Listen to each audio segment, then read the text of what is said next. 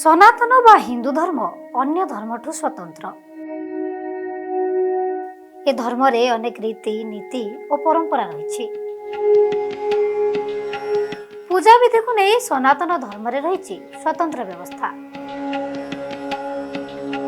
ଫୁଲ, ଚନ୍ଦନ, ଶଙ୍ଖ, ଝୁଣା ଆଦିର ପୂଜା ବିଧିରେ ରହିଛି ସ୍ୱତନ୍ତ୍ର ମହିମା।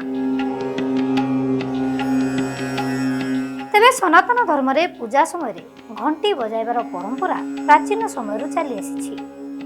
ଠାକୁର ଘର ହେଉ ବା ମନ୍ଦିର, ସବୁଠି ପୂଜା ସମୟରେ ଦରକାର ପଡ଼େ ଘଣ୍ଟି। ତେବେ ମନ୍ଦିରରେ ପ୍ରବେଶ କରିବା ପୂର୍ବରୁ ଘଣ୍ଟି ବଜାଇଥାନ୍ତି ଶ୍ରଦ୍ଧାଳୁ। କ'ଣ ଆପଣ ଜାଣନ୍ତି କି ମନ୍ଦିରରେ ପ୍ରବେଶ ପୂର୍ବରୁ ଘଣ୍ଟି କାହିଁକି ବଜାଯାଏ? ଯଦି ଜାଣିନାହାନ୍ତି ତେବେ ଭିଡ଼ିଓଟିକୁ ସମ୍ପୂର୍ଣ୍ଣ ଭାବେ ଦେଖନ୍ତୁ। ଆଜି ଆମେ ଆପଣଙ୍କୁ ଏ ସମ୍ପର୍କରେ ବିସ୍ତାର ରୂପରେ ସୂଚନା ଦେବୁ। ଏହା ସହିତ ଘଣ୍ଟି ବଜାଇବାର ଧାର୍ମିକ ମହତ୍ତ୍ୱ ଏବଂ ବୈଜ୍ଞାନିକ କାରଣ ସମ୍ପର୍କରେ ମଧ୍ୟ ଆଲୋଚନା କରିବା।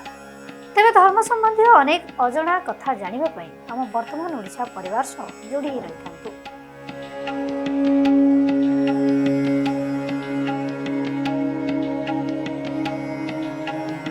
ସକାଳେ ଓ ସନ୍ଧ୍ୟାରେ ମନ୍ଦିରରେ ପୂଜା ଓ ଆରତି ସମୟରେ ଆପଣ ଘଣ୍ଟି ବାଜିଥିବା ଲକ୍ଷ୍ୟ କରିଥିବେ। କୁହାଯାଏ, ପୂଜାପାଠ ବେଳେ ଘଣ୍ଟି ବଜାଇଲେ ମନ୍ଦିରରେ ସ୍ଥାପିତ ଦେବାଦେବୀଙ୍କ ପ୍ରତିମାରେ ଚେତନା ଜାଗୃତ ହୋଇଥାଏ। ଘଣ୍ଟି ବଜାଇବା ପରେ ପୂଜାର୍ଚ୍ଚନା ଅଧିକ ପ୍ରଭାବଶାଳୀ ହୋଇଥାଏ ବୋଲି ମଧ୍ୟ କୁହାଯାଏ।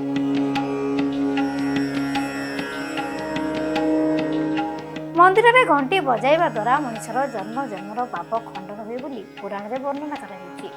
କୁହାଯାଏ, ଯେବେ ସୃଷ୍ଟିର ଆରମ୍ଭ ହୋଇଥିଲା ସେତେବେଳେ ଯେଉଁ ଶବ୍ଦର ଗୁଞ୍ଜରଣ ହୋଇଥିଲା ସେହି ଶବ୍ଦ ଘଣ୍ଟି ବଜାଇବା ଦ୍ୱାରା ଆସିଥାଏ। ଘଣ୍ଟିକୁ ସେହି ଶବ୍ଦର ପ୍ରତୀକ ମଧ୍ୟ କୁହାଯାଏ।